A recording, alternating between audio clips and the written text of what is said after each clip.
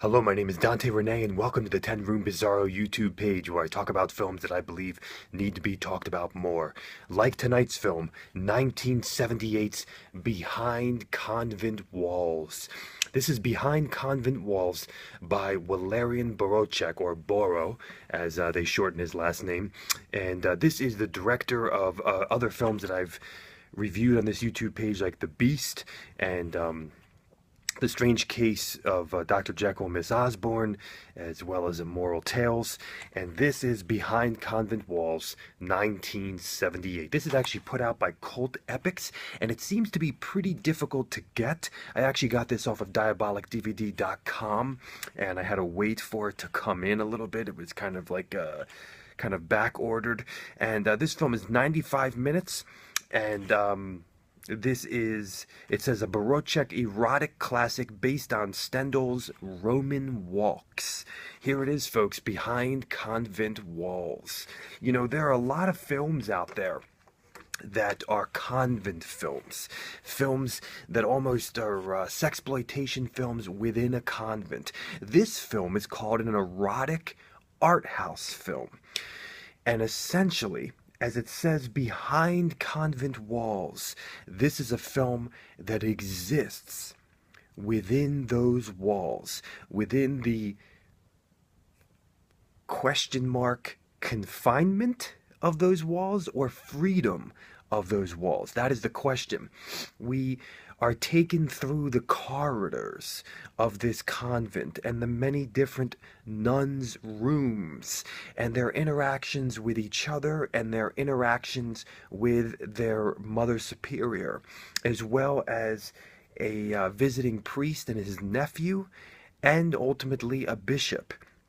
Within the confines or freedom of these walls, the nuns are being disciplined by their Mother Superior and are experiencing a range of different emotions, lusts of the flesh, their sexuality, dreams, and hungers and appetites, and even miracles and prayers, and their relationship with Jesus Christ and their interpretation of that relationship and how it conflicts with their Mother Superior and even their own family lineage. This is Behind Convent Walls by Walerian Borocek. Here's the back of the DVD. There's kind of a wild image there. Marina Pietro, who was in, there she is again, right there, in the menu screen as well. She is in The Strange Case of Dr. Jekyll and Miss Osborne with Udo Kier. And this particular film has Marina Pietro, and it also has some other people, difficult to see sometimes, but Olivia Pascal, actually, from the film that I looked at on this YouTube page called Vanessa, who played a lead in that film. This film, she is seen in here. You have to kind of look for her, and she has a nipple that is puffier, and if you know those nipples, you'll be able to see her. But Olivia Pascal and, of course, Marina Pietro and others. This was directed by Walerian Borocek and also edited by Walerian Borocek. And I think in his other films he did the costumes, but not in this film. And maybe even the set design in those other films. So let's get into this film. First and foremost, the music and the sound design. The music was done, it says, by Sergio Montori. And I don't recognize that name, but the music has a very, very, a period piece feel. And jovial at times, dramatic at times, sad and powerful at times. And we have violins, and we have orchestrated music, but we also have church organ music as well throughout this. And we even have live violin playing as well in this film. We also have profound periods of silence that are deafening, almost as if the movie has been put on mute. And so the music, even in the opening credits, Valerian's opening credits, from what I've seen of his film so far, the font of his credits are very, very unique. They're very big, they're very large, they're very white, and they fill up the whole screen very powerfully. And in this film, the music is very period pieced. It almost reminded me at times of Immoral Tales or even The Beast. And also religious with the organ.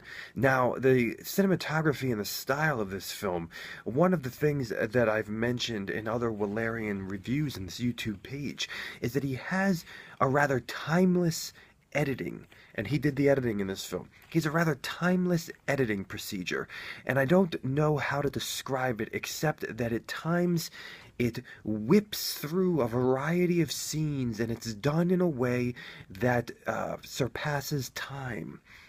And time is moving, but you are getting vignettes and pieces of actions, and right before your brain has time to comprehend those actions, or that character, or those people, or situations, it moves on into another piece, another character, another situation, and then we go back to that original character, and it starts to form a story. It starts to do something.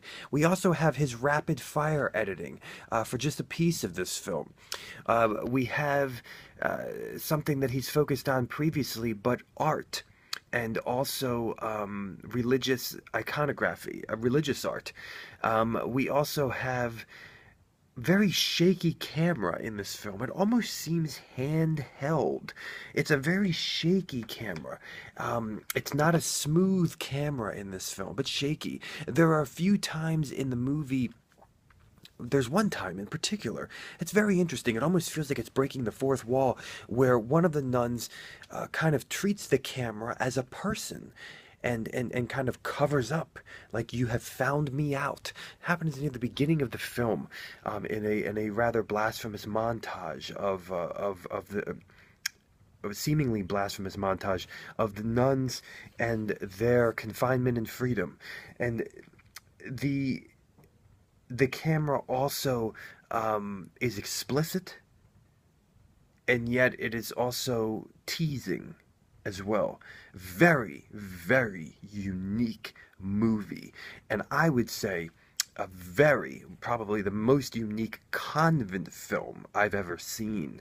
And this really stands out amongst Valerian's films that I've seen so far as something very different as well. This is a dialogue-driven film, but it is a film of rooms and hallways and corridors and sexual situations and sexual tension and religious situations and religious tension and relationship, intimacy situations and intimacy tension.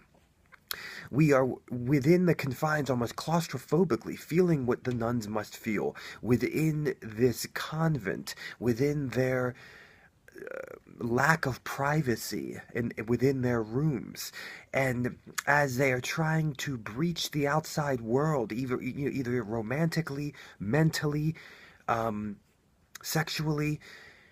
This is where the tension lies. We have themes of the sexuality of Christianity. We have themes of interpretation of Christianity.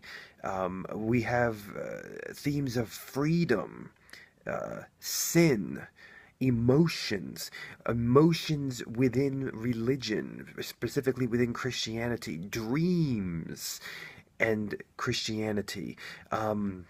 The confinement of religion, or the freedom of religion, the purity and impurity, thoughts and feelings and soul and spirit.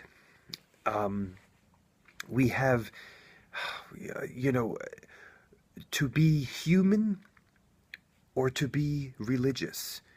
And do those conflict? To be human or to be Christian? And do those conflict? And our humanity, our human nature, and our religious nature and relationship with God. In this particular film, it would be too easy to say that this is just a sexploitation film. It is not at all. They call it an erotic art house.